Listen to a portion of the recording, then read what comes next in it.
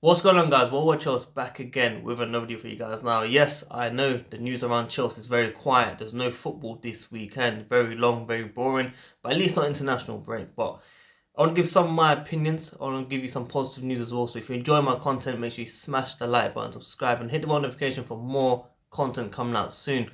The player I think we should be buying back in the summer is Jeremie Boga.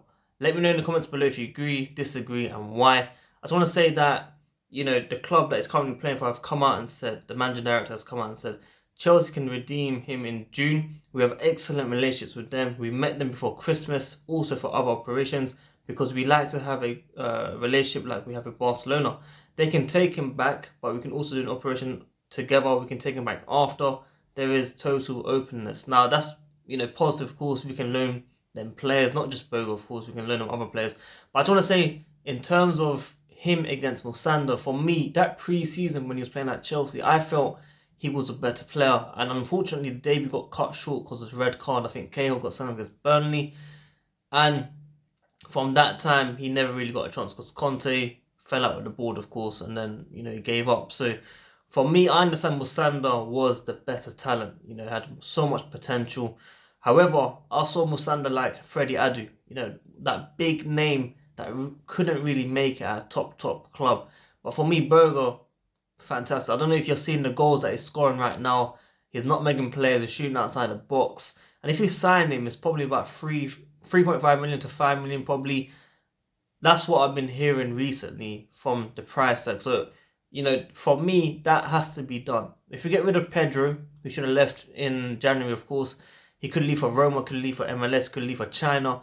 We get back Boga, it will be absolute perfect for me. I think that is a straight swap. I don't think anyone will disagree with me on that one. I'd be very, very surprised for that type of money to bring a player back. There's no way we can say no. So I'm hoping Chelsea do that magic, of course. Now, the second positive news right now, yeah, Loftus-Cheek has trained today. I think it was about 60 minutes he played in under 23 development match, which is positive. Very early, Chelsea have posted it. He looks, like he's come back strong.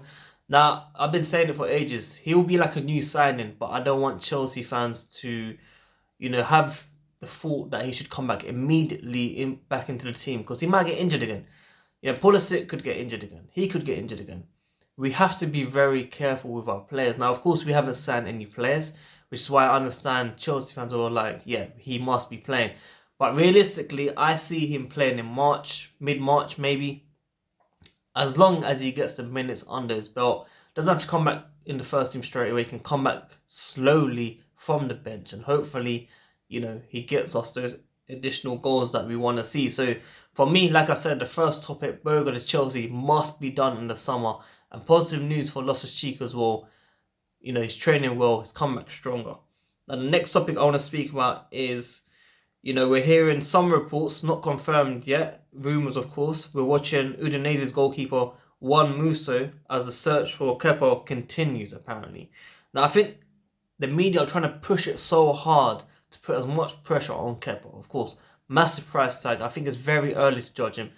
You got to think of it like De Gea. When he first came in, erratic, few mistakes. Of course, Kepa's 25, maybe 26, maybe. I've not looked into it properly, but, he's getting older very quickly. We have to be critical. I understand that.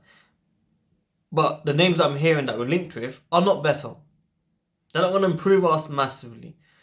Let's get the right training for this goalkeeper. Let's renew the confidence back into this keeper. I've seen many fantastic saves. The Liverpool one, for example, the Super Cup.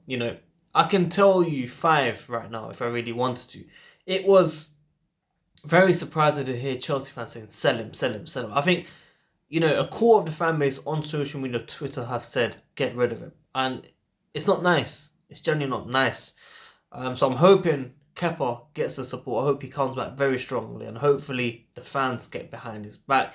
Now, I also want to say Mason Mount, there's some disgusting criticism that I'm seeing. Abuse at the player, which I do not agree with for sure.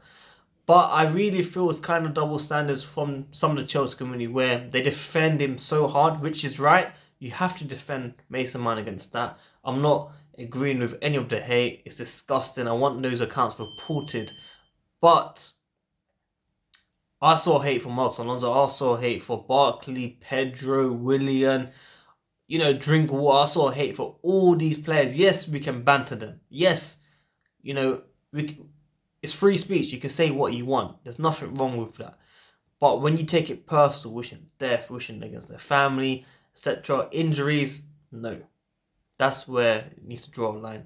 Definitely not. It needs to stop. So I hope Chelsea fans in general, I'm not calling out anyone, I'm not calling out every Chelsea fan. I'm just saying we have to be very careful with words. We need to defend every single player that plays for the badge. Yes, many are very frustrating with their performances and they should not be playing for Chelsea. They should not even be starting. I understand that. But let's not go down to that level where we abuse them. Because it's not Chelsea. I know some people might say it's a Chelsea thing, but it's really not. So of course, Chelsea. Other news around Chelsea: Chelsea hold a serious interest in Jadon Sancho, as we know, and are not put off by its valuation. Whilst Crystal Palace, Wilfred Zaha, and Ajax Hakim Ziyech are among several other wide options being looked at according to the Even Standard. And our summer preferred signing for striker position is Musa Dembele from Lyon, according to Even Standard. Chelsea preparing to hand Frank Lampard in the summer war chest of excess of 150 million to offset disappointment. Mate, we should have had that money in the first place. And according to the Sun, Athletic Bilbao are interested in bringing back Kepa back to their club, of course. Along with Inter Milan, Bayern Munich are interested in signing Marcos Alonso, according to Italian reports. And yeah, I mean, all the news about Mertens, of course, is like, 8 goals away now or something. He's very close to breaking the record. And yes, he could join in the summer, but it will be 6 months too late. So let's see, who do you think Chelsea will be aiming at in the summer of 2020? Let me know in the comments below, of course. Like I said, Boga for me is someone we have to get regardless. The price makes it very simple. If Willian and Pedro go, and we bring in Boga and Sancho, Boga and Ziyech, Boga and Zaha, whoever it is, yeah. Okay, maybe not Zaha, but you know what I mean. Like, if we bring in 2 wingers, that's 2 upgrades on Pedro and Willian. They cannot be worse than that. They've got Pulisic and Hudson-Odoi who will be coming back strong. 4 wingers, 2 on each side, can rotate. Trust me, yeah, it can be positive. We have to think of it like that. I'm hoping Chelsea have some sense. Chelsea give us the players that we want in the summer, because it was very difficult to see that January window, especially when we were linked with every single player in the market and we didn't sign anyone.